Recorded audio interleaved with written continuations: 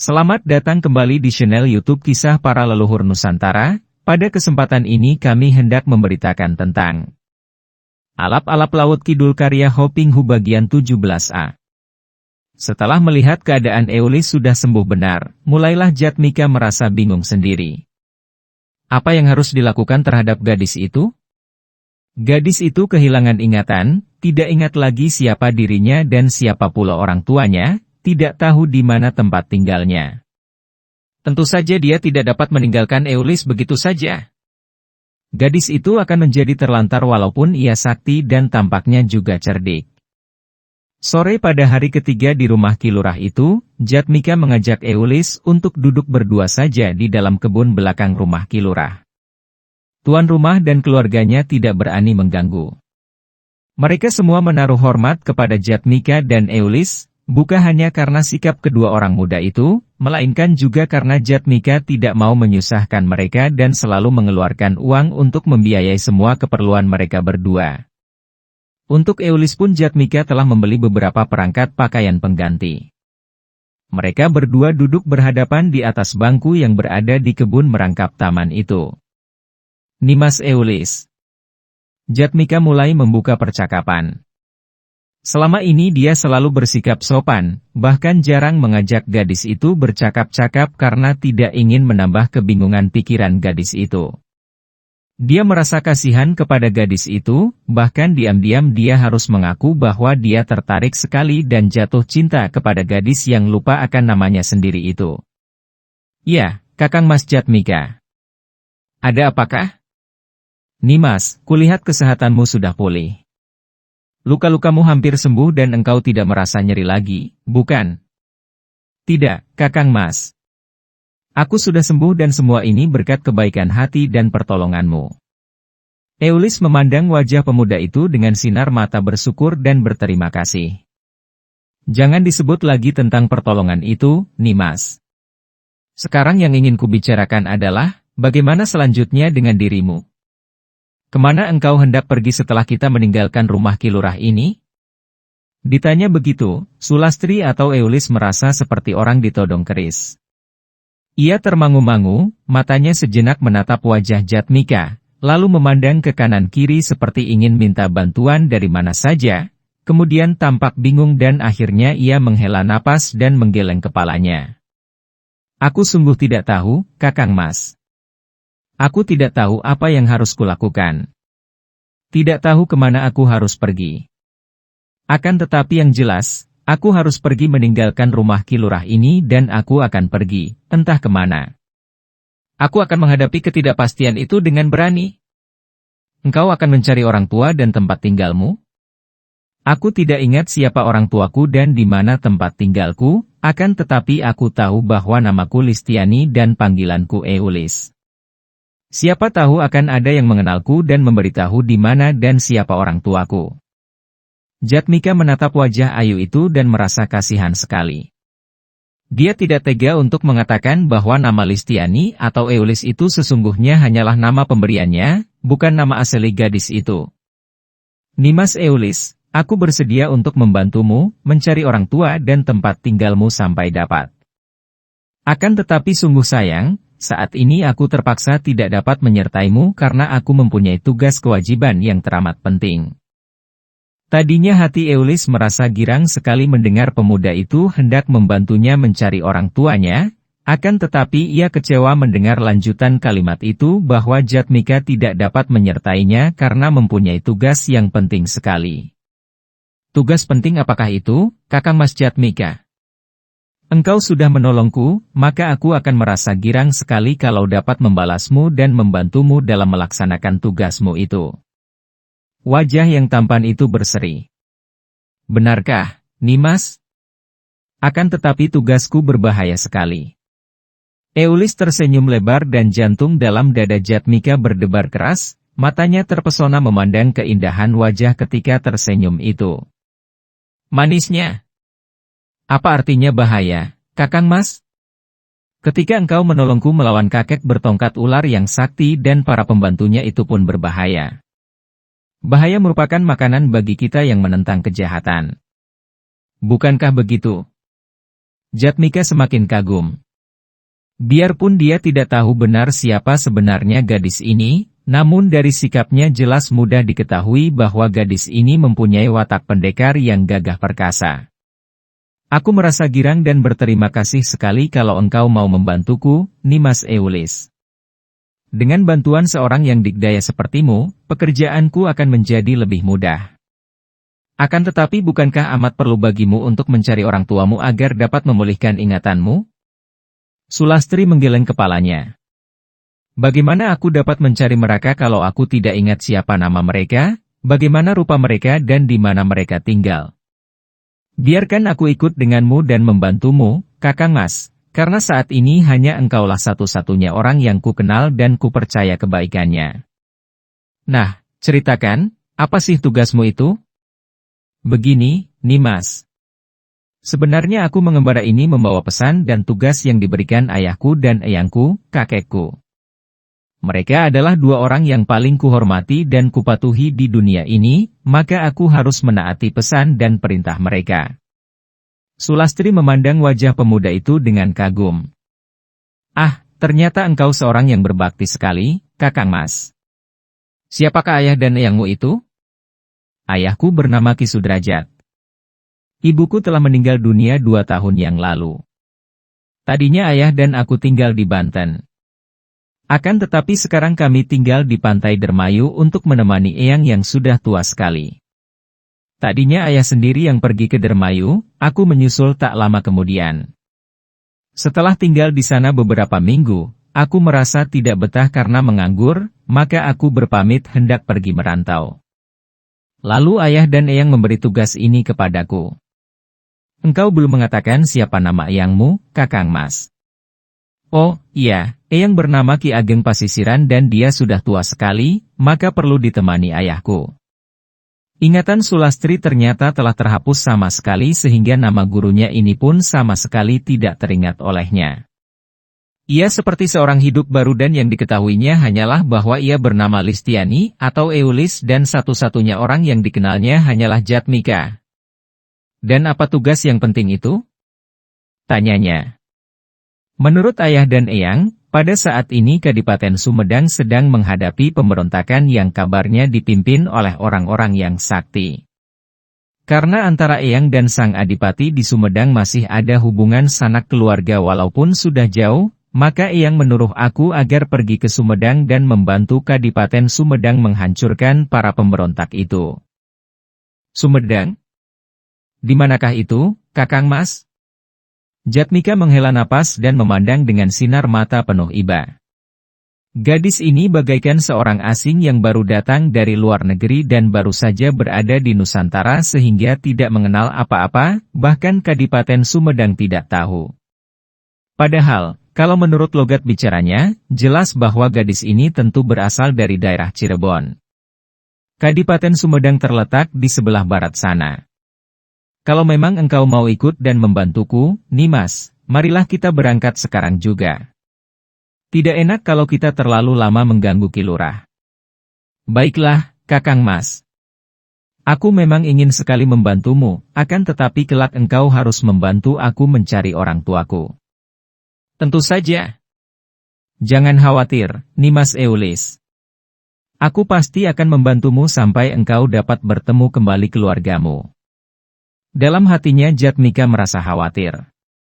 Bagaimana mungkin dia dapat menemukan orang tua gadis ini yang tidak diketahui namanya, bahkan wajahnya pun tidak dikenal oleh Eulis sendiri? Dan pula, hal ini yang merisaukan hatinya, siapa tahu gadis yang telah menjatuhkan hatinya ini telah memiliki suami atau calon suami. Setelah berpamit kepada Ki Lurah sekeluarga dan mengucapkan banyak terima kasih, Jatmika dan Eulis lalu meninggalkan dusun itu, melakukan perjalanan ke barat. Ketika Aji memasuki Kadipaten Cirebon, dia melihat keadaan kota itu ramai dan makmur, seperti keadaan kota-kota pasisir pada waktu itu. Perdagangan agak ramai di kota Cirebon dan terdapat toko-toko bangsa Cina yang menjual berbagai barang yang tidak terdapat di pedalaman. Juga keadaan kota itu biasa saja, seolah tidak ada persiapan menghadapi perang besar yang direncanakan Sultan Agung untuk menyerang Kompeni Belanda di Batavia. Padahal, menurut keterangan yang dia dengar dari Suro Antani, Adipati atau Raja di Cirebon sudah merupakan sekutu yang mengakui kekuasaan Mataram. Dia mencari keterangan dari penduduk tentang kota Dermayu dan setelah mendapat petunjuk lengkap, berangkatlah dia ke Dermayu dengan maksud mencari Ki Subali, ayah Sulastri. Para pecinta dan para subscriber YouTube Kisah Para Leluhur Nusantara. Setelah memasuki Dermayu, Indramayu, dia bertanya-tanya dan semua orang tahu siapa Ki Subali dan di mana rumahnya. Ki Subali adalah seorang dalang, sastrawan dan seniman yang terkenal, bukan hanya Dermayu, bahkan terkenal sampai ke kota Raja Cirebon. Setelah mendapat keterangan, siang hari itu Aji langsung saja berkunjung ke rumah Ki Subali. Rumah itu cukup besar dan terbuat dari kayu jati. Hal ini menunjukkan bahwa pemiliknya seorang yang memiliki penghasilan cukup. Di pekarangan depan terdapat taman bunga yang terawat oleh tangan-tangan mungil Sulastri. Dia memasuki pintu pagar yang tidak terjaga, melangkah di atas jalan berkerikil di tengah taman pekarangan. Keharuman bunga mawar daan melati menyambutnya dan kembali keharuman ini mengingatkan dia akan Sulastri, yang suka menyelipkan bunga mawar dan melati ke rambutnya. Setelah tiba di serambi depan, dia berhenti, berdiri menghadap pintu depan yang terbuka, lalu berseru dengan lembut namun disertai tenaga dalam sehingga suaranya dapat terdengar sampai jauh. "Kulon nuwun." Tidak ada jawaban. Aji teringat bahwa di tempat itu mungkin cara memberi salam lain lagi karena bahasanya juga sudah banyak menggunakan bahasa Sunda. Maka menyusulkan salam dalam bahasa Sunda. "Punten." Kembali dia menanti dan tidak terdengar jawaban. Kemudian dia teringat. Orang-orang pesisiran ini sudah banyak yang beragama Islam, berbeda dengan di daerah pedalaman yang belum begitu banyak umat Islam. Maka sekali lagi dia memberi salam. "Assalamualaikum." Benar saja. Tak lama kemudian terdengar jawaban dari dalam, suaranya agak lemah, tanda bahwa yang menjawab itu berada jauh di bagian dalam rumah. "Waalaikumsalam." Suara wanita. Berdebar rasa jantung Aji. Kalau yang muncul Ibu Sulastri, bagaimana dia akan dapat menceritakan apa yang telah menimpa diri Sulastri? Dia menunggu dan terdengar langkah lembut menuju keluar. Seorang wanita muncul. Tubuhnya masih ramping dan wajahnya masih meninggalkan bekas kecantikan. Pakaiannya sederhana namun sopan dan rapi.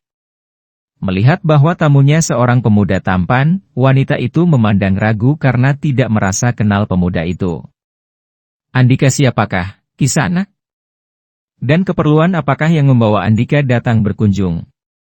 Pertanyaan itu pun lembut dan sopan, membuat Aji harus hati-hati untuk bersikap. "Maafkan saya, Bibi. Saya bernama Lindu Aji dan kalau diperkenankan, saya mohon bertemu dengan Paman Subali." "Benarkah ini rumah kediaman Paman Subali?" Wanita itu adalah istri Ki Subali. Ia senang melihat sikap dan mendengar jawaban Aji yang demikian lembut dan sopan.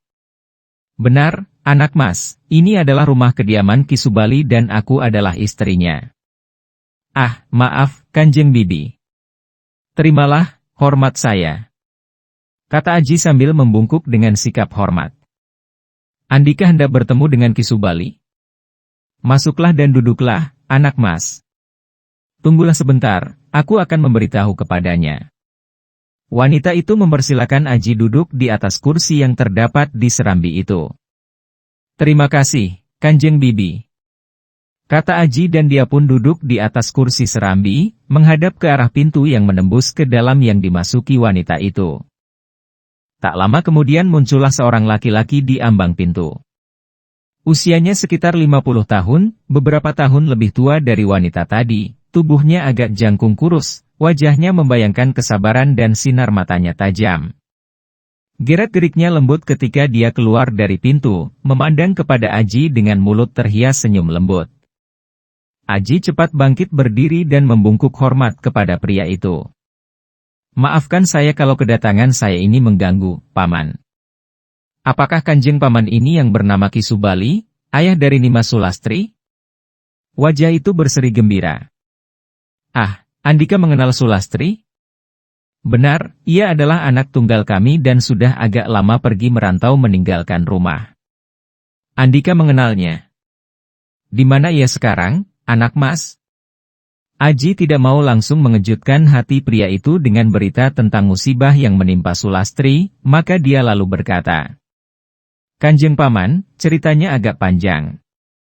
Sebaiknya kalau saya ceritakan dari pemulaan saya bertemu dan berkenalan dengan Nimas Sulastri.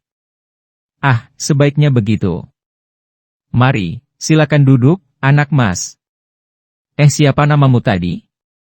Ibunya Sulastri tadi memberitahu, akan tetapi aku lupa. Nama saya Lindu Aji, Kanjeng Paman. Lindu Aji? Nama yang jarang kutemui, akan tetapi nama yang bagus, Nak Aji. Terima kasih, Paman. Mereka lalu duduk, saling berhadapan dan sejenak Ki Subali mengamati wajah pemuda itu dan agaknya dia merasa suka. Nah, sekarang ceritakan apa yang kau ketahui tentang anak kami Sulastri, anak Mas Aji. Pada saat itu, Nyi Subali keluar membawa baki yang terisi cangkir-cangkir dan sebuah teko tempat air teh. Ia menaruh semua itu di atas meja. Kebetulan engkau datang, Bune. Anak Mas Aji akan bercerita tentang anak kita dan engkau berhak pula mendengarnya. Duduklah, kata Ki Subali kepada istrinya. Wanita itu memandang Aji dengan wajah berseri lalu duduk di sebelah suaminya. Aji tahu bahwa ceritanya akan membuat kedua orang suami istri itu terkejut dan berduka, maka dia harus berhati-hati menceritakannya. Begini, Kanjeng Paman dan Kanjeng Bibi. Saya datang dari Mataram dan sedang melakukan perjalanan merantau. Aku tiba di Loano dan berkenalan dengan adik Paman yang bernama Ki Sumali, dan kami menjadi sahabat. Saya membantu Paman Sumali melawan orang-orang jahat yang hendak memaksanya bersekutu dengan mereka untuk menentang Mataram. Paman Sumali menolak dan terjadi pertempuran. Saya membantunya dan pada saat itu muncul Nimas Sulastri yang segera membantu kami. Akhirnya musuh dapat diusir pergi dan kami kembali ke rumah Paman Sumali. Ah, jadi Lastri telah bertemu dengan pamannya dengan selamat. Bagus sekali kalau begitu, kata Ki Subali. Kemudian bagaimana, anak mas? Apakah masih berada di rumah Adi Sumali? Tanya Nyi Subali. Aji menghela napas. Saat yang paling sulit untuk bicara tiba. Akan tetapi dia harus menceritakannya, tak mungkin mengelak lagi. Ketika saya berpamit kepada Paman Sumali untuk melanjutkan perjalanan saya ke barat, tiba-tiba Nimas Sulastri menyatakan untuk melakukan perjalanan bersama karena katanya ia pun hendak pulang ke Dermayu. Paman Sumali dan istrinya tidak mampu menahannya, dan saya sendiri tentu saja tidak dapat menolak keinginannya. Maka, kami berdua lalu melakukan perjalanan bersama. Ki Subali tersenyum. Ah, Adi Sumali telah menikah? Bagus sekali. Dan mana kalian semua mampu menghalangi kehendak Sulastri? Anak itu kalau sudah mempunyai keinginan, siapapun tidak akan dapat mencegahnya. Lalu bagaimana, anak mas? Kalau kalian melakukan perjalanan bersama, bagaimana sekarang engkau datang ke sini tanpa Sulastri? Pertanyaan terakhir ini mulai dilontarkan Ki Subali dengan alis berkerut karena dia mulai merasa heran dan penasaran. Juga istrinya memandang Aji dengan mata terbelalak penuh pertanyaan. Aji menguatkan hatinya dan sedapat mungkin bersikap tenang. Ketika kami berdua melaksanakan perjalanan, di tengah perjalanan kami dihadang oleh orang-orang yang pernah kami kalahkan ketika kami membantu Paman Sumali. Mereka adalah orang-orang sakti yang kemudian ternyata adalah antek-antek kumpeni Belanda, di antara mereka terdapat Nyi Maya Dewi, Ki Harya Bakawulung, dan Aki Somad yang sakti mandraguna. Kami berdua melawan, akan tetapi kalah kuat dan kami berdua ditawan oleh mereka. Oh, Allah. Lalu bagaimana dengan anakku Sulastri? Tanya Nyi Subali dengan kaget. Tenanglah, Bune. Biarkan anak mas melanjutkan ceritanya, kata Ki Subali yang lebih tenang. Lanjutkan, anak mas.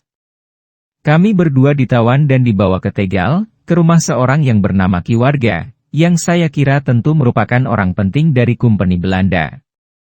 Kemudian kami dibawa ke atas sebuah kapal Belanda yang berlabuh di laut sebelah utara Tegal. Oleh Kapten De Vos, kami dipaksa mengaku tentang rencana penyerbuan Mataram ke Batavia. Kami menggunakan siasat untuk menjawab keesokan harinya dan malamnya kami mencari jalan untuk meloloskan diri. Akan tetapi mengapa kalian tidak melawan? Tanya Ki Subali penasaran. Tidak mungkin, Paman. Perempuan jahat itu, Nyi Maya Dewi, telah memberi racun kepada tubuh Nimas Sulastri dan tanpa obat pemunah darinya, nyawa Nimas Sulastri takkan dapat tertolong lagi. Ah, jahat sekali perempuan itu. Teriak Nyi Subali.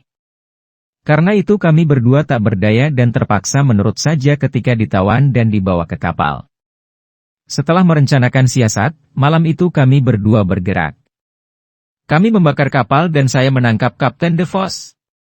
Dengan kapten itu sebagai sandera, saya dapat memaksa Nyi Maya Dewi menyerahkan obat penawar bagi racun di tubuh Nimas Sulastri dan kami dapat melarikan diri dengan perahu yang mereka sediakan sambil membawa Kapten De Vos sebagai sandera.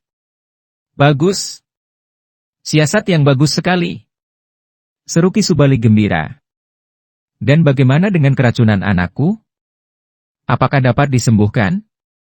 Tanya Nyi Subali. Kami mendapat obat penawar itu dan ternyata manjur. Nimas Sulastri dapat disembuhkan. Dan bagaimana dengan Belanda tawananmu itu? Tanya Ki Subali. Para pecinta dan para subscriber YouTube Kisah Para Leluhur Nusantara. Sulastri tentu membunuhnya. Tidak, Paman. Saya mencegahnya dan kami membebaskannya, sesuai dengan yang telah kami janjikan ketika kami menawannya dan minta obat penawar. Ki Subali mengangguk-angguk. Bagus, memang kita harus memegang janji. Akan tetapi di mana Sulastri sekarang? Setelah kami berdua bebas, kami melanjutkan perjalanan dan setibanya di Kadipaten Cirebon, kami pergi menghadap Gusti Pangeran Ratu, Adipati Cirebon untuk menceritakan tentang kapal Kompeni itu dan tentang nama orang-orang yang menjadi antek Kompeni Belanda agar Kadipaten Cirebon siap menghadapi orang-orang berbahaya yang mengkhianati nusa dan bangsa itu. Ki Subali mengangguk-angguk. Tindakan kalian itu benar. Lalu bagaimana? Setelah mendengar laporan kami, Gusti Adipati lalu minta bantuan kami berdua untuk menangkap pemimpin gerombolan Munding Hideung yang mengacau di sekitar Gunung Careme. Sebagai seorang hamba Mataram yang mengemban tugas Gusti Sultan Agung untuk membantu daerah-daerah menghadapi kejahatan, saya menerima tugas itu dan Nimas Sulastri juga menyatakan sanggup membantu. Gusti Adipati senang mendengar bahwa Nimas Sulastri adalah putri Paman, karena katanya beliau sudah mengenal Paman. Ya, aku pernah mendalang di Kadipaten Cirebon. Kata Ki Subali mengangguk. Akan tetapi, lalu bagaimana kelanjutannya? Dalam suaranya terdengar kekhawatiran. Kami berdua pergi melakukan penyelidikan ke Gunung Careme, Paman. Kami berhasil menemukan sarang gerombolan yang dipimpin oleh Munding Hideung dan Munding Bodas dan terjadi pertempuran. Kami dikeroyok banyak anak buah gerombolan, akan tetapi Nimas Sulastri dan saya dapat merobohkan banyak di antara mereka. Bahkan Nimas Sulastri berhasil menewaskan Munding Bodas, akan tetapi... Sukar sekali Aji melanjutkan ceritanya mengenai malapetaka yang menimpa diri gadis itu. Akan tetapi apa, anak Mas Aji? Tanya Nyi Subali setengah berteriak. Alap-alap laut kidul karya Hoping Hu di http://ceritasilat-novel.blogspot.com by Saiful Bahri Situbondo. Apa yang terjadi dengan anakku? Ketika itu Nimas Sulastri mengejar Munding Bodas ke puncak tebing. Saya sudah berseru dan berusaha mencegahnya, akan tetapi ia nekat mengejar dan berhasil memukul roboh Munding Bodas sehingga terjatuh ke bawah tebing yang curam. Akan tetapi pada saat itu, Nimas Sulastri dihujani anak panah oleh anak buah gerombolan. Saya melihat sebatang anak panah mengenai pundaknya dan Ia mengapa? Ki Subali membentak dan wajah Isterina menjadi pucat sekali. Kenapa anakku Sulastri? Teriak wanita itu, bangkit berdiri. Aji menundukkan mukanya, tidak berani menentang pandang mata mereka dan berkata lirih. Iya. Terjatuh ke bawah tebing itu. Ai. Jerit melengking ini disusul robohnya tubuh Nyi Subali. Suaminya cepat merangkulnya sehingga wanita yang pingsan itu tidak sampai terbanting roboh. Dengan bantuan Aji, wanita yang pingsan itu lalu diangkat dan direbahkan di atas sebuah dipan. Biarkan saya menolongnya, Paman. Kata Aji dan dia segera memijit lekukan bibir atas tepat di bawah hidung Nyi Subali dan mengurut tengkuknya beberapa kali. Wanita itu siuman dan mengeluh lirih. Ia membuka mata dan segera teringat. Ia serentak bangkit dan memandang kepada Aji dengan mata terbelalak dan wajahnya pucat sekali. Anakku. Sulastri. Bagaimana dengan ia? Ia bertanya lirih dan suaranya yang gemetar itu sudah diselingi isak tangis. Saya cepat turun ke bawah tebing untuk mencarinya, saya hanya menemukan mayat Munding Bodas dan juga pedang Nogo Wilis milik Nimas Sulastri ditemukan orang-orang yang membantu saya. Nimas Sulastri lenyap tanpa meninggalkan bekas. Sulastri. Oh Allah, anakku. Nyi Subali menangis terseduh-seduh. Ki Subali segera bangkit menghampiri istrinya yang duduk di atas kursi sambil mengguguk dalam tangisnya. Dia meletakkan tangannya di pundak istrinya, menghiburnya. Tenanglah, Ibune dan jangan putus asa. Bagaimanapun juga, belum ada buktinya bahwa anak kita tewas. Itu benar, Kanjeng Bibi. Saya sudah mencari, bahkan dibantu puluhan orang namun tidak ada tanda-tandanya bahwa Nimas Sulastri tewas di dasar tebing itu, masih besar sekali harapan dan kemungkinan bahwa ia masih hidup, Kanjeng Bibi. Ucapan dua orang laki-laki meredakan tangis Nyi Subali. Ia menyusut air matanya dan memandang kepada suaminya dengan sepasang mata yang kemerahan. Akan tetapi, kalau ia masih hidup, kemana ia pergi? Kenapa ia tidak menemui anak Mas Aji? Ki Subali tentu saja tidak mampu menjawab dan dia menghadapi Aji, berkata. Anak Mas Aji, bukankah tebing itu tinggi sekali? Bagaimana mungkin Sulastri yang terjatuh ke bawah tebing itu dapat lolos dari maut? Memang tampaknya aneh sekali, Kanjeng Paman. Sesungguhnya, kalau menurut perhitungan akal kita, saya juga tidak dapat percaya bahwa orang yang terjatuh ke bawah tebing yang demikian curam dan tinggi, dapat lolos dari kematian. Munding Bodas yang terjatuh itu pun tewas dengan tulang patah-patah. Dia teringat akan tanda telapak tangan hitam di dada mayat Munding Bodas. Akan tetapi kenyataannya, tidak dapat ditemukan jenazah Nimas Sulastri.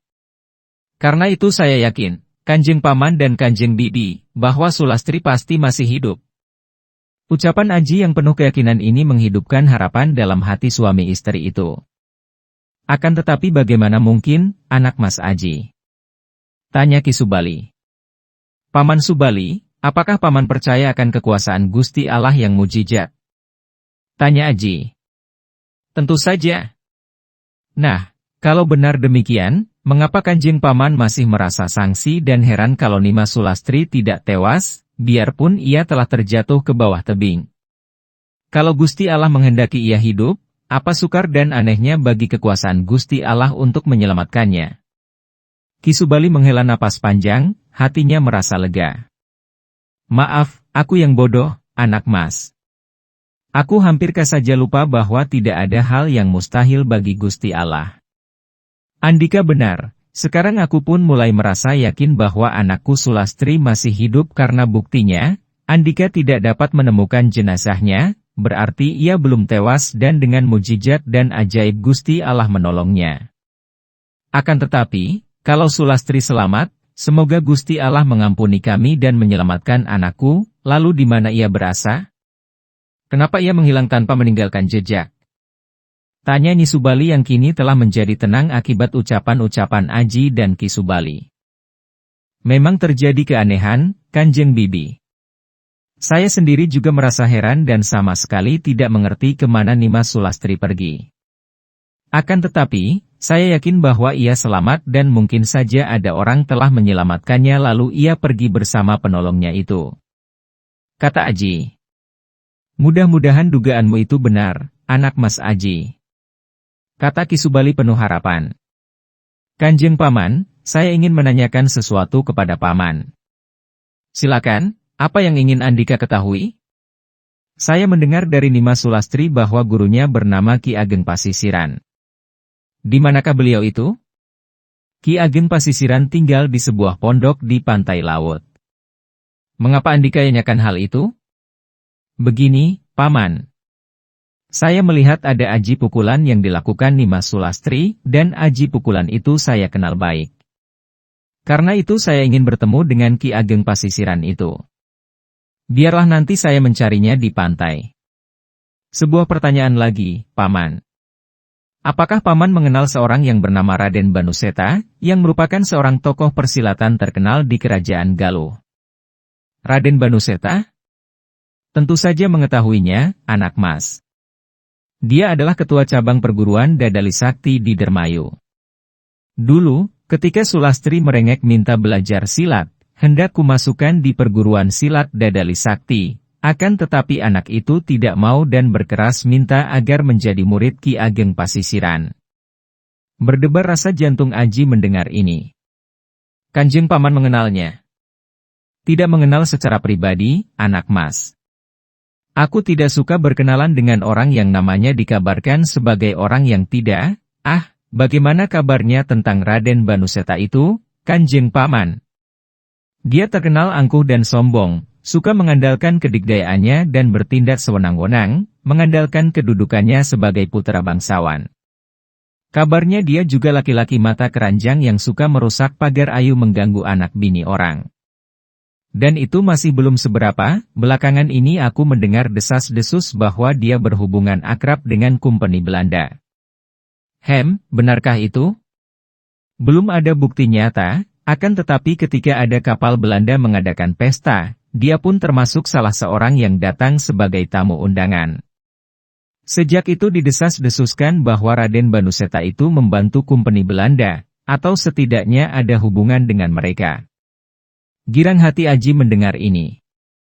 Ternyata Raden Banuseta adalah seorang yang tersesat.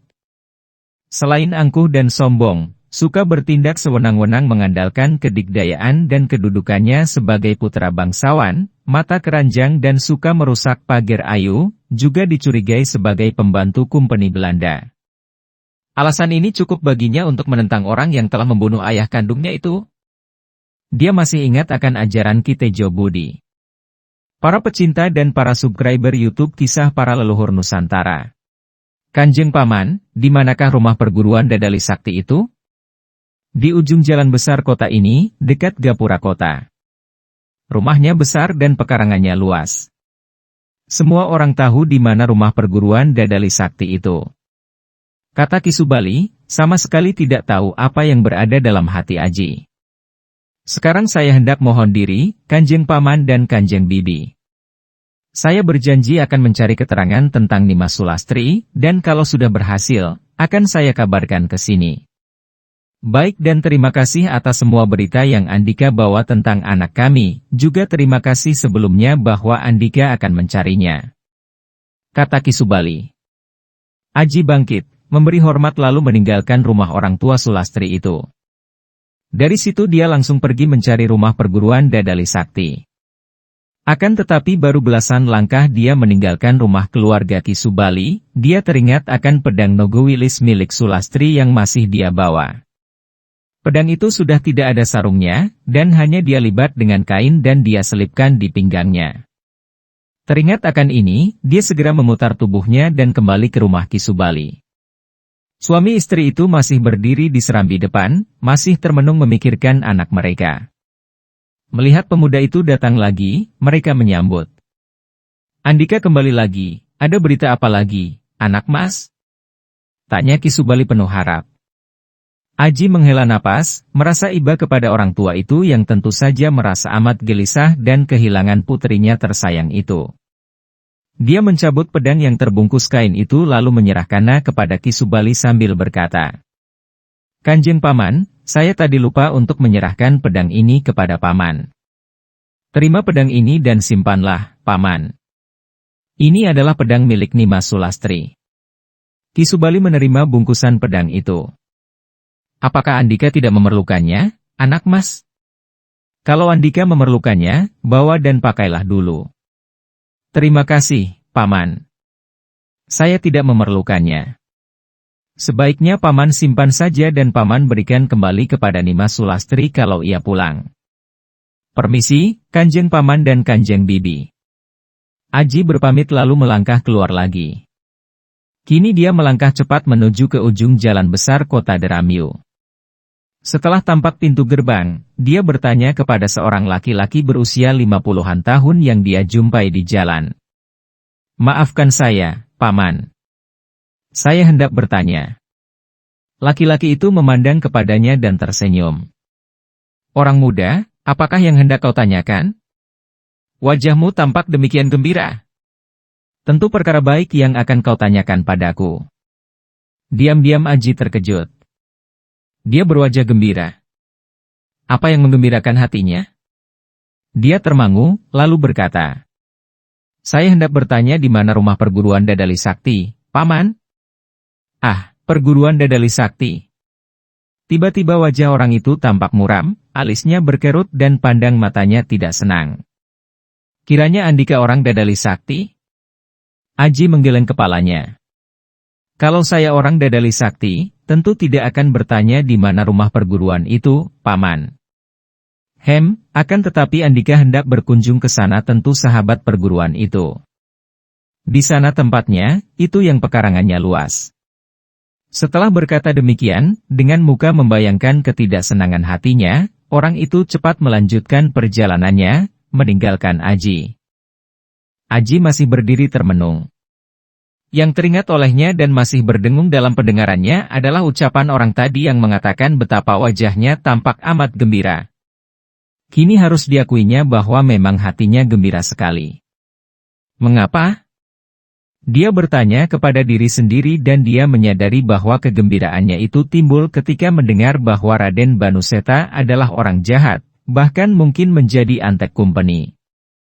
Dengan demikian, maka terdapat alasan untuk menentangnya, bahkan membunuhnya. Padahal, keinginan ini memang selalu bersembunyi di dalam kalbunya, keinginan untuk membunuh Raden Banuseta, keinginan yang timbul karena dendam sakit hati, karena ayahnya telah dibunuh Raden Banuseta. Menyadari akan hal ini, Aji tertegun. Lalu ia memejamkan mata, hatinya berbisik. Duh Gusti, ampuni kiranya hati hamba yang lemah ini, yang dicemari dendam kebencian. Duh Eyang Tejo Budi, ampuni murid Eyang ini. Setelah menenangkan perasaannya, Aji membuka matanya dan memandang ke arah rumah berpekarangan besar yang ditunjuk orang tadi. Kini hatinya menjadi tenang, perasaan gembira yang menyembunyikan dendam itu pun tak terasa lagi. Dengan tenang dia melangkah menuju ke rumah besar yang berpekarangan luas itu. Kini dia yakin apa yang akan dilakukannya. Tidak, dia tidak sudi dipengaruhi dendam sakit hati karena terbunuhnya ayah kandungnya oleh Raden Banuseta.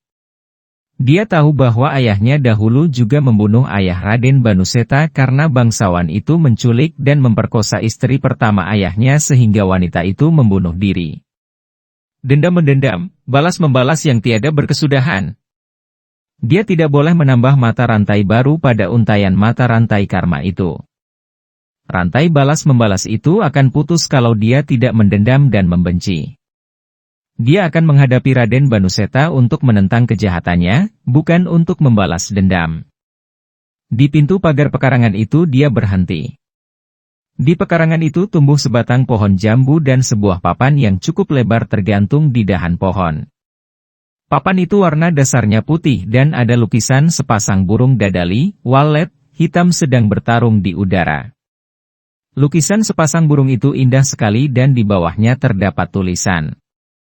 Perguruan Silat Dadali Sakti. Tidak salah lagi, inilah rumah perkumpulan Dadali Sakti itu dan Raden Banuseta adalah ketuanya. Dengan sikap tenang dia lalu mendorong pintu pagar itu sehingga terbuka dan dia melangkah memasuki pekarangan. Dua orang laki-laki berusia kurang lebih 30 tahun, keduanya bertubuh tinggi besar dan berpakaian ringkas seperti yang biasa dipakai para pendekar silat muncul dari serambi rumah besar itu dan melangkah cepat menyambut Aji. Dari sikap dan wajah mereka, jelas tampak bahwa kedua orang itu merasa tidak senang dan menganggap kedatangan Aji seperti sebuah gangguan. "Heh, Kisanak. Lancang benar kamu masuk ke pekarangan kami," bentak seorang dari mereka yang berhudung pesek. "Siapa kamu yang berani masuk tanpa izin ke sini?" bentak orang kedua yang berkumis tebal. Keduanya memandang Aji dengan mata melotot galak. Aji tersenyum sabar dan sikapnya tenang saja. "Maafkan kalau kedatanganku ini mengganggu Andika berdua. Aku datang berkunjung untuk bertemu dengan Raden Banuseta." Melihat pemuda itu tidak kelihatan gentar oleh sikap bengis mereka dan mendengar dia ingin bertemu dengan Raden Banuseta, dua orang itu saling pandang dan tiba-tiba sikap mereka berubah. Si kumis tebal melintang bertanya, nada suaranya berbeda, menjadi ramah dan merendah, bahkan kalau tadinya menyebut kami kini Andika. "Mohon tanya, siapakah nama Andika dan apakah Andika ini sahabat ketua kami Raden Banuseta?" Melihat perubahan sikap mereka, tahulah Aji dengan orang-orang macam apa dia berhadapan. Orang-orang seperti ini biasanya suka menindas bawahan dan menjilat atasan. Kepada rakyat yang lemah mereka bertindak sewenang-wenang dengan kejam, akan tetapi kepada orang-orang yang lebih kuat atau lebih berkuasa, mereka menjilat dan mencari muka. "Aku bukan sahabat Raden Banuseta, akan tetapi aku mempunyai keperluan penting sekali untuk bertemu dan bicara dengan dia. Karena itu harap Andika berdua suka melaporkan bahwa aku datang ingin bertemu dan bicara dengan dia." Kembali dua orang itu saling oandang dan mereka bersikap ragu-ragu. "Dapatkah Andika memberitahu kepada kami siapa Andika dan apakah keperluan dengan ketua kami itu, agar kami dapat melaporkannya kepada wakil ketua kami?" tanya yang berhidung pesek. "Kenapa kepada wakil ketua?" "Aku ingin bicara dengan Raden Banuseta, ketua perguruan Dadali Sakti. Ketua kami sedang pergi, akan tetapi marilah Andika kami hadapkan kepada wakil ketua kami agar Andika mendapatkan keterangan lebih jelas," kata si kumis tebal yang mulai menaruh curiga dan sengaja hendak membawa tamu itu menghadap wakil ketua sehingga atasannya itu yang akan mengambil keputusan. Aji yang memang bermaksud menyelidiki keadaan perguruan Dadali Sakti yang mempunyai nama buruk di Dermayu, yang kabarnya para anggotanya sudah bertindak sewenang-wenang, segera mengangguk menyetujui. Bukan hanya Raden Banuseta yang harus diselidiki dan ditentangnya, melainkan juga perguruan ini akan ditentangnya kalau memang benar suka bertindak sewenang-wenang terhadap rakyat jelata. "Baiklah, mari kita menghadap wakil ketua kalian," katanya dan dia lalu mengikuti dua orang anggota Dadali Sakti itu memasuki rumah besar itu. Para pecinta dan para subscriber YouTube Kisah Para Leluhur Nusantara. Ternyata rumah itu memang luas sekali, memiliki banyak kamar dan lorong. Melalui lorong mereka menuju ke bagian belakang di mana terdapat sebuah ruangan berlatih pencak silat yang amat luas. Pada saat mereka memasuki ruangan luas itu, tampak banyak orang berkumpul di situ. Aji melihat sekitar 30 orang laki-laki yang sikapnya keras seperti dua orang yang mengawalnya, berpakaian seperti pendekar silat, duduk di atas lantai membentuk lingkaran luas. Dan di dalam lingkaran itu berdiri seorang laki-laki gemuk pendek, berusia kurang lebih 50 tahun, pakaiannya juga seperti yang biasa dipakai mereka yang menganggap dirinya jagoan atau pendekar silat. Biarpun pakaiannya gagah dan ada sebatang keris dengan warangka terukir indah terselip di pinggangnya, namun karena bentuk tubuhnya yang pendek gemuk itu, dia sama sekali tidak tampak gagah malah lucu menggelikan. Di depan laki-laki pendek gendut itu berdiri seorang pemuda dan seorang gadis. Pemudanya berusia kurang lebih 22 tahun, bertubuh tinggi tegap dan wajahnya tampan. Sedangkan gadis yang berdiri di sebelahnya dan selalu memegangi lengan kiri pemuda itu dengan kedua tangan, berusia kurang lebih 19 tahun, berwajah manis dan tubuhnya indah bagaikan kembang yang sedang mekarnya. Akan tetapi ia tampak ketakutan, mukanya agak pucat dan ia tidak pernah melepaskan lengan pemuda itu seolah minta perlindungannya. Pemuda itu juga bersikap tegang, akan tetapi tidak tampak takut, bahkan sinar matanya menyinarkan kemarahan. Aji melihat betapa dahi gadis itu masih jelas tampak bekas dicukur seperti biasa pada pengantin wanita, maka dia dapat menduga bahwa gadis itu belum lama melangsungkan pernikahannya, mungkin baru beberapa hari yang lalu. Agaknya mereka sepasang pengantin baru, pikirnya sambil mengamati dua orang muda yang berdiri di depan laki-laki gendut pendek yang mulutnya cemberut dan matanya melotot akan tetapi tidak tampak menyeramkan, melainkan tampak lucu seperti seorang badut sedang beraksi. "Wakil ketua kami sedang sibuk, kita tunggu saja dan duduk di sini," kata si kumis tebal kepada Aji. Mereka berdua lalu duduk di luar lingkaran. Aji juga duduk di atas lantai, bersila dan memperhatikan apa yang akan terjadi. "Kisanak," terdengar pemuda itu berkata dengan suara lantang dan tabah.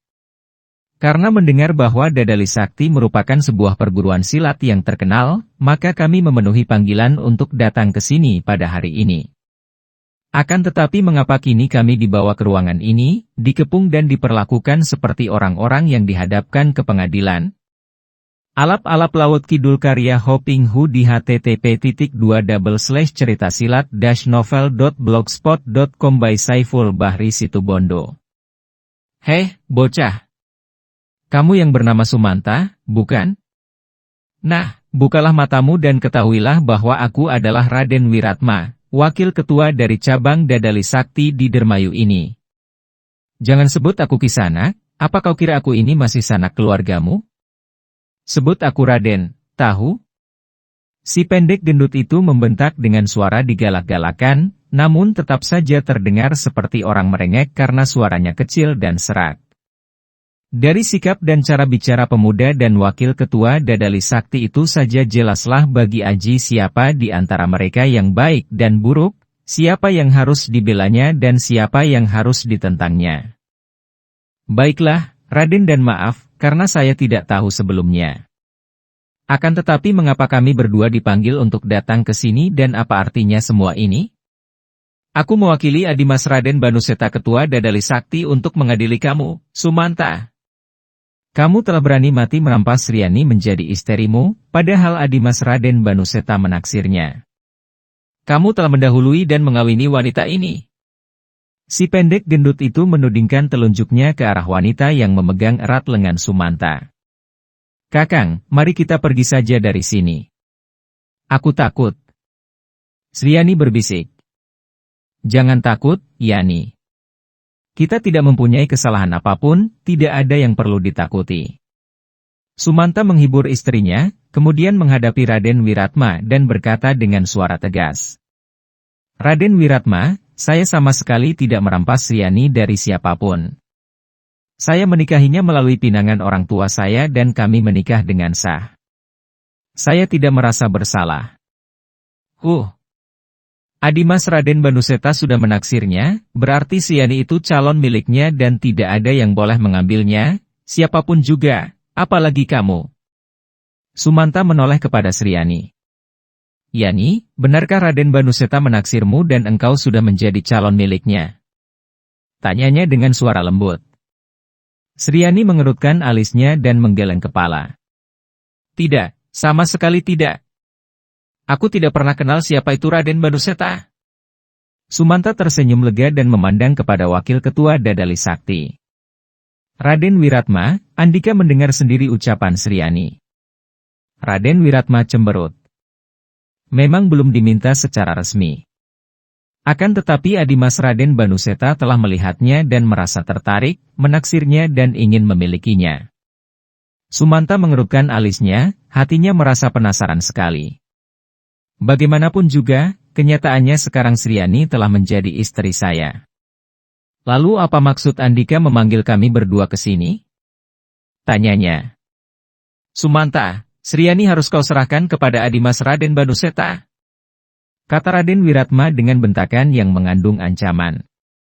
Mendengar ini saja, Aji sudah mengerutkan alis dan mengepal tangan. Sungguh bejat watak orang pendek gendut itu, pikirnya.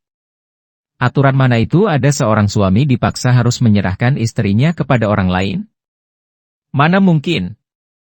Sriani sudah menjadi istriku, tidak bisa ia menikah dengan orang lain. Bantah Sumanta yang mulai panas hatinya. Mungkin saja kalau ia sudah menjadi janda. Kata si gendut pendek sambil menyeringai menjemukan dan matanya mengerling ke kanan kiri. Sumanta terbelalak, marah sekali. Apa maksudmu? Bentaknya. Ia akan menjadi janda kalau kamu ceraikan ia. Kata Raden Wiratma. Tidak mungkin. Aku tidak mau menceraikan istriku. Kalau begitu ada jalan lain agar ia menjadi janda, yaitu kalau engkau mampus. Raden Wiratma tertawa, suara tawanya mengikik dan segera disusul tawa hampir semua orang yang berada di situ. Sumanta menjadi marah dan bertolak pinggang, menuruh istrinya berdiri di belakangnya. Beginikah kegagahan orang-orang Dadali Sakti yang mengaku sebagai pendekar-pendekar? Memaksa orang menyerahkan istrinya dan kalau menolak lalu hendak dibunuh dengan pengeroyokan banyak anggotanya? Ini curang, pengecut dan memalukan sekali. Wakil ketua Dadali Sakti yang pendek gendut itu terbelalak marah, telunjuk kanannya menuding ke arah muka Sumanta dan suaranya yang kecil itu terdengar semakin serak. Sumanta! Tutup mulutmu! Untuk membunuh seekor cacing tidak perlu menggunakan banyak orang, bahkan tidak perlu aku turun tangan sendiri. Agaknya kamu ini jagoan jati barang, ya? Kami adalah para pendekar Dadali Sakti, kalau menantang orang tentu satu lawan satu. Dia menoleh ke belakang dan berseru kepada seorang pembantunya yang dianggap paling tangguh di antara para anggota Dadali Sakti. Badrun, kesini kau! Yang dipanggil bangkit berdiri dan Aji melihat bahwa orang itu adalah seorang raksasa muda berusia kurang lebih 35 tahun. Agaknya orang itu sengaja hendak memamerkan tubuhnya karena dia tidak memakai baju sehingga dari batas pinggang ke atas tubuhnya telanjang. Tubuh yang berotot besar dan melingkar-lingkar, kedua lengannya panjang dan kokoh, dadanya bidang dan berbulu, tengkuknya tebal seperti berpunuk dan lehernya seperti leher seekor banteng. Menyeramkan sekali orang ini dan Aji teringat akan Hendrik de Haan, jagoan raksasa bule yang pernah diadu dengan dia di kapal Kapten de Vos. Raksasa bernama Badrun ini sama besar dan kokoh kuatnya seperti Hendrik de Haan. Bagaikan seekor biruang Badrun melangkah maju mendekati Raden Wiratma. Apa yang harus saya lakukan, Bapak Guru? Tanya raksasa itu kepada Raden Wiratma. Memang dia murid wakil ketua ini, murid tersayang karena Badrun memang amat tangguh.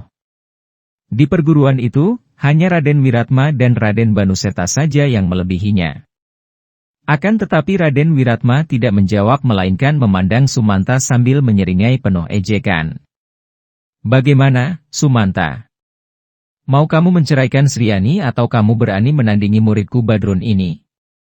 Kang! Jangan! Aku takut, Kang. Sriani yang berdiri di belakang suaminya mengeluh. Tenanglah, Yani, engkau isteriku, aku akan membelamu sampai mati. Kemudian Sumanta lalu menghadapi Raden Wiratma dan raksasa itu, bertanya dan suaranya terdengar tetap tenang. Kalau aku dapat memenangkan pertandingan ini, tentu Andika akan membiarkan aku dan istriku pulang, bukan? Kamu menang. Hehehe. Raden Wiratma tertawa terkekeh, diikuti suara tawa semua anggota Dadali Sakti. Bagi mereka menggelikan sekali mendengar pertanyaan Sumanta itu. Bagaimana mungkin Sumanta dapat mengalahkan Badrun? Pernah raksasa itu dikeroyok 5 orang dan semua pengeroyoknya akhirnya roboh dengan tulang patah-patah. Para pecinta dan para subscriber YouTube Kisah Para Leluhur Nusantara. Jawablah, Raden Wiratma dan jangan berlaku curang. Kalau aku kalah, mungkin aku akan mati di sini dan istriku menjadi janda. Akan tetapi bagaimana kalau aku keluar sebagai pemenang? Apakah aku boleh membawa istriku pergi dan pulang tanpa gangguan? Sambil masih tertawa, karena merasa betapa lucunya ucapan Sumanta itu, Raden Wiratma berkata, Boleh, hehe, engkau akan mampus dan semua tulang di tubuhmu akan patah-patah, hehe. Kemudian si pendek gendut itu menoleh kepada muridnya yang seperti raksasa itu. Badrun, habisi bocah ini.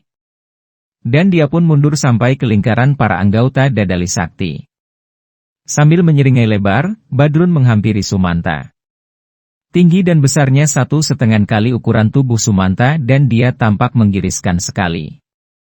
Sumanta dengan lembut mendorong pundak istrinya dan berkata, "Sriani, engkau minggirlah dan jangan takut. Aku akan menandingi orang ini."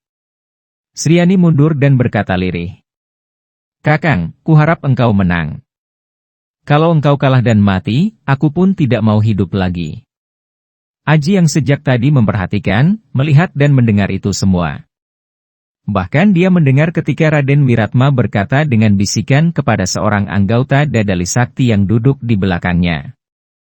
"Engkau siap, kalau bocah itu roboh, cepat tangkap gadis itu dan jaga jangan sampai ia membunuh diri." Hanya Aji yang mendengar bisikan itu. Sementara itu, Badrun sudah berhadapan dengan Sumanta, menyeringai lebar sehingga deretan giginya yang besar-besar tampak. "Heh, Sumanta bocah jati barang, sudah siapkah engkau menghadapi seranganku?"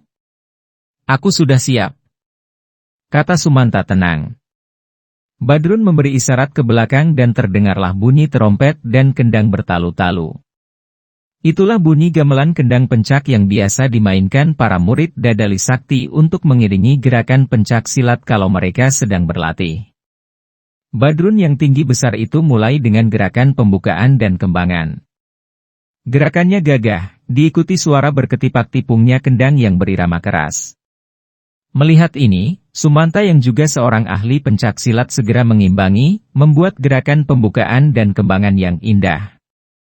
Mereka berdua bak dua ekor ayam jantan saling mengintai untuk mencari kesempatan memasukkan pukulan atau tendangan. Mereka membuat gerakan berkeliling, mengubah-ubah posisi, diikuti pandang mata semua anak buah Dadali Sakti. Sriani memandang dengan wajah pucat, penuh kekhawatiran akan keselamatan suaminya. Akan tetapi Aji yang mengikuti gerak-gerik mereka, merasa lega. Dari gerakan kaki tangan mereka, Aji maklum bahwa Sumanta memiliki kemahiran pencak silat yang cukup tangguh. "Ayit!" Badrun tiba-tiba menyerang dengan pukulan tangan kirinya yang menampar dari samping. Dengan lincahnya Sumanta mengelak ke belakang, akan tetapi kini pukulan tangan kanan Badrun menyusul, cepat dan kuat sekali. Tangan kanan yang terbuka itu menghantam ke arah kepala Sumanta dari atas. "Wut! Duh!" Sumanta menangkis dari samping sehingga dia memotong luncuran lengan lawan dari atas itu, bukan menangkis dan mengadu tenaga secara langsung. Hal ini menunjukkan kecerdikannya. Sumanta agaknya maklum akan tenaga lawan yang besar, maka dengan menangkis dari samping, dia tidak mengadu tenaga, melainkan memukul dari samping, sehingga lengan kanan Badrun terdorong ke samping, membuat tubuhnya agak terhuyung. Sumanta tidak menyia-nyiakan kesempatan itu. Selagi lawan terhuyung, Sumanta cepat menerjang ke depan dan menggunakan tangan kanannya memukul ke arah muka lawan. Pukulannya cukup kuat, membawa angin pukulan yang dahsyat. Badrun yang sedang terhuyung, tidak sempat mengelak, akan tetapi dia miringkan tubuhnya sehingga mukanya terlindung oleh pundak kirinya. "Wutut! Des!" Pundak atau pangkal lengan kiri Badrun menerima pukulan tangan Sumanta dan kembali tubuh raksasa itu terhuyung ke belakang, bahkan kini hampir saja dia terpelanting. Akan tetapi raksasa itu memiliki tubuh yang dilindungi kulit yang tebal dan kuat, memiliki kekebalan sehingga pukulan yang mengenai pangkal lengannya itu tidak membuatnya cedera, hanya terasa agak nyeri dan panas. Hatinya lebih panas lagi. Dia berhasil menegakkan lagi tubuhnya dan sambil mengeluarkan gerengan seperti seekor singa kelaparan, dia menerjang maju, menghujani Sumanta dengan serangan bertubi-tubi. Tidak percuma Badrun menjadi murid paling tangguh dari perguruan Dadali Sakti karena biarpun tubuhnya tinggi besar seperti raksasa, namun dia dapat bergerak cepat sekali. Diiringi bunyi kendang dan trompet, Badrun menjadi bersemangat dan kedua tangan dan kedua kakinya bergerak cepat menyambar-nyambar dan menghujankan serangan kepada lawannya. Namun ternyata Sumanta memiliki kelincahan dan ketangkasan. Semua serangan yang kuat dan cepat itu dapat dia hindarkan dengan elakan dan tangkisan. Melihat gaya permainan pencak Sumanta, tahulah Aji bahwa gaya silat pemuda Jati Barang itu lebih ditekankan kepada pertahanan atau penjagaan diri sehingga pertahanannya rapat. Akan tetapi karena seluruh perhatian dicurahkan untuk bertahan, maka dia pun tidak mempunyai banyak kesempatan untuk balas menyerang. Maka pertandingan itu tampaknya berat sebelah. Badrun menyerang terus-terusan sedangkan Sumanta hanya mengelak dan menangkis. Hal ini menggembirakan para anggota Dadali Sakti karena tampaknya Badrun dapat mendesak lawannya. Bahkan anggota Dadali Sakti yang oleh Raden Wiratma ditugasi untuk menjaga Sriani, sudah mulai mendekati dan duduk di belakang gadis yang masih berdiri itu, siap mencegah kalau gadis itu hendak membunuh diri setelah suaminya roboh. Akan tetapi Aji sama sekali tidak merasa khawatir. Dia dapat melihat dengan jelas bahwa selain pertahanan Sumanta amat kokoh kuat sukar ditembus oleh Badrun yang mulai berkeringat dan serangan-serangannya ngawur, juga Sumanta agaknya menanti kesempatan baik untuk membalas dengan serangan yang tepat. Dugaan Aji itu tepat sekali. Setelah Badrun mulai terengah dan berkeringat karena banyak mengerahkan tenaga yang terbuang percuma, dengan penasaran dan marah sekali tangan kanannya yang terkepal itu menghantam ke arah dagu Sumanta dari bawah. Cepat dan kuat sekali pukulan ini dan seandainya mengenai dagu Sumanta, tentu pemuda itu akan roboh dengan tulang rahang patah-patah. Akan tetapi agaknya serangan ini membuka kesempatan bagi Sumanta. Dia mengelak dan ketika lengan kanan Badrun lewat dan terangkat, cepat sekali Sumanta memasukkan pukulan melalui bawah lengan kanan Badrun, menghantam dada yang kokoh kuat itu. Wutut! Duh! Pukulan itu kuat sekali, akan tetapi tidak cukup kuat untuk merobohkan Badrun, hanya membuat raksasa itu hampir terjengkang dan mulutnya mengeluarkan seruan kaget. Saat itu, kaki kanan Sumanta menyambar ke arah perut raksasa itu. Des! Tak dapat dicegah lagi tubuh raksasa itu terpelanting. Akan tetapi Badrun ternyata memiliki tubuh kuat. Biarpun hantaman pada dada disusul tendangan pada perutnya itu mendatangkan rasa nyeri yang cukup hebat, namun dia dapat bangun dengan cepat. Dadanya terasa nyeri dan perutnya mulas, akan tetapi hal ini membuat dia semakin marah dan tiba-tiba kaki kanannya mencuat dengan tendangan kilat. Sumanta yang melihat bahwa tendangan yang dilakukan sekuat tenaga itu sebetulnya goyah, tanda bahwa lawannya masih menderita akibat pukulan dan tendangannya tadi, cepat mengelak ke kiri dan cepat sekali tangan kanannya menangkap pergelangan kaki itu dari bawah lalu dengan sekuat tenaga dia mendorong ke atas. Yah! Sumanta membentak dan tubuh Badrun terlempar ke atas jatuh bergedebugan menimpa teman-temannya sehingga ada 5 orang ikut tertindih dan terbanting. Suasana menjadi kacau dan penabuh gamelan menghentikan permainan mereka karena semua anggota Dadali Sakti menjadi terkejut dan kecewa sekali melihat betapa jago mereka kalah mutlak karena setelah terbanting jatuh, Badrun tidak mampu bangkit lagi, melainkan duduk bersimpuh sambil gereng-gereng kesakitan. Tiba-tiba Raden Wiratma yang gendut pendek itu bergerak maju menyerang Sumanta. Gerakannya luar biasa cepatnya. Mengherankan sekali bahwa tubuh yang pendek gendut itu dapat bergerak secepat itu. Sekali terjang, lengannya yang pendek bergerak dan tangan kanannya mencengkeram ke arah leher Sumanta, disusul tendangan ke arah bawah perut pemuda itu. Serangan ini selain cepat dan kuat, juga amat berbahaya karena keduanya merupakan serangan maut yang kalau mengenai sasaran akan mendatangkan kematian bagi Sumanta. Pemuda itu pun terkejut sekali karena diserang dengan kecepatan kilat. Masih untung dia dapat cepat membuang diri ke belakang dan berjungkir balik 2 kali sehingga serangan itu luput. Para pecinta dan para subscriber YouTube Kisah Para Leluhur Nusantara. Kiranya cukup sekian dulu. Silahkan ikuti kisah Alap-Alap Laut Kidul bagian selanjutnya di waktu dan jam yang sama dengan cara klik subscribe dan juga loncengnya, agar Anda selalu mendapatkan notifikasi jika channel YouTube ini mengupload video berita terbaru.